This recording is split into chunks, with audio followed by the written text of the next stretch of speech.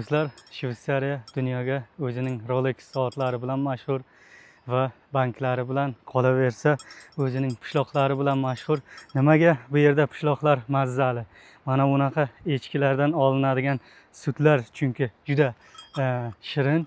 Mana bunaqa sharsharalarning tagida bular hayotdan zavq olib yurgandan keyin albatta bularning suti ham mazzali bo'ladi-da. Bularning turishini qarang.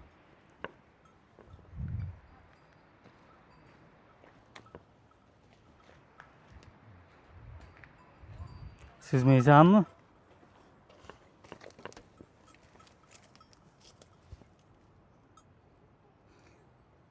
Biz hozir Shveysariyaning eng mashhur joylaridan biri Shtoybe Falga keldik. Sizga ham shu yerga kelishni maslahat beraman.